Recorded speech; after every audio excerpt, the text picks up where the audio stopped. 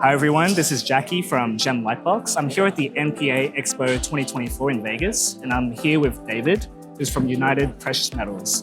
And they've been in the industry now for well over 30 years. David, could you let us know a little bit more about yourself and what you guys do? Okay, United Precious Metals is based in Buffalo, New York. We basically do three facets of the jewelry and pawn industry. We create products for the manufacturers, solder, wire, casting grain, to manufacture jewelry, and then we're a primary refinery, which basically means we take everything from scrap, grinding, sweeps, crucibles of the manufacturing process, claim all that metal back to its bullion form, and then provide it back either in product or in fine gold or fine silver, or back in a check or ACH back to the customer. Yeah, fantastic. Thanks for sharing that. First question I have for you is, what trends and what direction do you see the pawn and jewelry industry kind of going in? And how can retailers prepare for these trends? So one of the things that a lot of people don't understand is the pawn and the jewelry industry are locked in together, especially when a company like us bridges it. Our jewelry industry is all about recycled metals, green, clean, sustainable. So basically, almost like what happens is it's already above ground, it's already done. So what happens is we use the pawn industry to feed us with their scrap with stones. We will basically do the refining, pay our pawn partners, and then we'll take that metal, create products for both the jewelry industry, wholesale, retail, manufacturers, and provide those products. So really it's a 360 relationship. So I always tell the jewelry industry that a lot of things they don't understand is the pawn industry is your feeder. The pawn industry feeds the jewelry industry. Fantastic. And I think one thing that isn't discussed enough in the industry is sustainability. It kind of goes over a lot of jewelers' heads. So that's a really interesting insight. With basically the whole sustainability, responsibly sourced metals, it's a big topic. The last 5 years, there's a lot of certifications right now. United has all the certifications. So we don't take any electronic, dental, industrial, or mining. We take nothing out of the ground. So we're using the pawn industry and the jewelry industry to basically be almost in that 360 circle that you're not disturbing the earth. And in turn, what happens is we create those products. So certifications that your customers now, your vendor partners, they want to know who they're doing business with.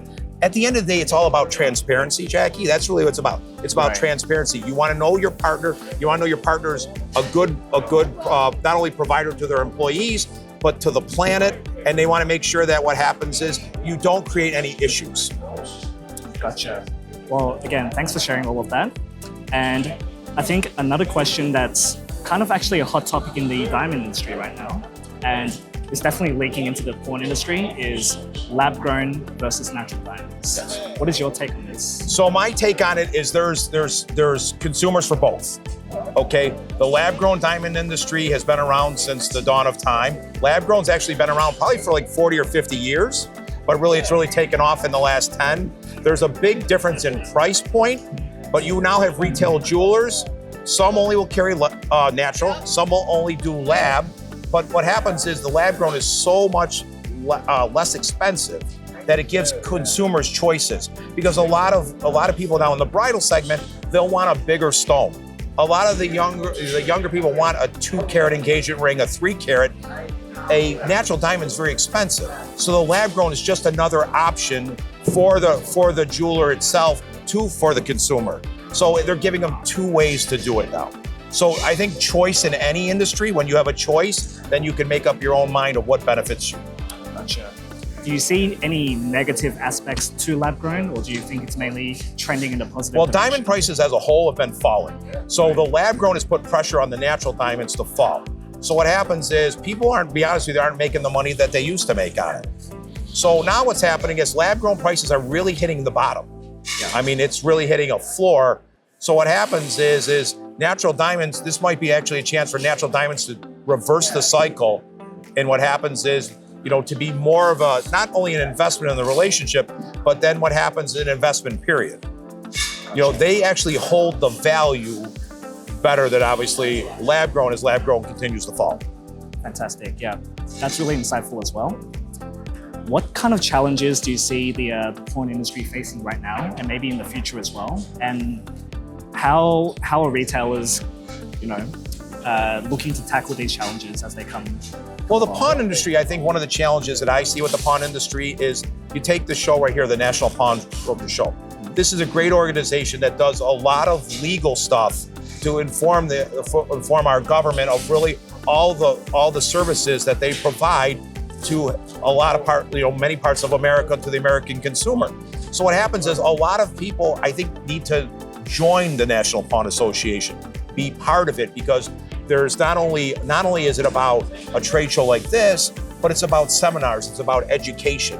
So when you have that all in one place, under one roof for a couple days, I think anytime you go to any type of educational class and all that stuff where you can talk to some of your peers, competition, we're all here to share ideas. So we're all here to share ideas of basically what can make us better as an association, as our own separate business. So I wish from the pawn industry, more people would get involved with their state associations, with the national associations, because it's all linked together. 100% right. I do agree with you. Networking and sharing ideas, sharing trends. This is how the industry grows and moves forward, right? So that's very important. And this industry, what happens is it's large. It's like a lot of industries. It's large, but it's small. So what happens, we know a lot of people. Even the people we compete against, we want them to do well. There's enough business out there for everyone. And what happens is you're always going to get, let's say, you're going to get something out of it. Right. Fantastic. Very last question for you, Dave, is if you had a key piece of takeaway or advice for any jewelers and pawnbrokers kind of moving into the next decade of business, what would you tell them? For both, what I would say, both the pawnbrokers and what I would say, yeah. I would say to be smart with your business, understand who your partners are, understand your costing, see how marketing works, both in social media and traditional. And what happens is the services that both pawn and retail jewelers provide, it's a big service. Marriage is not going out of style. Right. Okay. From a retail jeweler's perspective, bridal controls 75% of the business. So people are always going to get married. And then from the pawn industry, what happens is they're providing crucial financial services. I'm pretty sure the stat I heard at this show, 50% of the US population doesn't have a banking relationship. So what happens is they actually use a pawn shop to basically, from everything from cashing checks, so some of them help basically for giving tax advice, to basically helping them go from day-to-day bills and all that stuff if they have to make a big purchase and stuff. And what happens is people think from the pawn industry, that they don't provide all these services, but they do multiple things for their customers. And that's why many of the customers of a pawn shop, they're customers for a long time. So it's literally like almost like working with a local banker. Do you have anything else that you want to share with our audience out there? Anything that you think is important to touch on? I think what happens is if you're watching this interview and you're in the pawn industry, we're at the pawn show, get involved, look at us, look up the website, get online, see what's available out there, take a look if you have a state association, go to a meeting, sign up for a newsletter. Any bit of education to tell you what's going on in the industry is a good thing. David, yes. On our channel, we have a range of jewelers, who've started the store maybe a few years ago to people who have been in the business for now decades. If you had one key piece of advice or takeaway for them watching today, what would you tell them to help them along in the next decade of business? So I would say the next decade, the first thing is get involved. Get involved in some of the associations, local programs, get on social media, see what people are saying, do the research, go to jewelry shows, go to pawn shows. They're all intertwined. Yeah. And that's really what I would do, is getting involved and just don't always sit on the background. Don't be afraid to have a conversation. As a retailer or as a pawn shop, you're having conversations with your customers all the time. Yeah. Okay? So just take that to another level. Have conversations with your vendor partners, have conversations with the associations, with all that. I think when you do that, then you can take that information, draw your own conclusions, become better at your business. Because listen, we're all thinking long-term, right? We have that short-term window of what we want to accomplish. We're looking at our budgets, our P&L and all that stuff. But also too is, okay, so what happens if the gold price goes to $3,000? What happens if it goes to $4,000? What happens if it goes back to $1,000? What happens if the diamond prices go through the roof? Are you ready for that type of stuff? Are you ready? Are you going to be able to adjust? Are you going to adjust your inventory? Are you going to do different pricing models? You know, are you going to change your assortment and your merchandising? Are you going to add more silver? Are you going to go, you know what, we're going to go more higher end? Are we going to do the lab grown stones? Are we going to carry both? I think that's really what you have to look at. Sure. I completely agree with you. I think this industry is all about networking, connecting, looking out for your fellow jewelers and pawnbrokers. Right. So that's a very... This is a relationship business. So think about that. When you sell a piece of jewelry, it's a relationship. It's a relationship. When you look at your watch, it was given to you or passed down from your father, from your family, from your grandparents, whatever. There's a relationship. There's love involved there. So what happens if you're going to be in a relationship business, the best thing to do is build relationships. I mean, it's all connected. You know, everyone wants to say it's all relationship business. Okay, but relationships, as you know, take effort. It takes effort. Yep.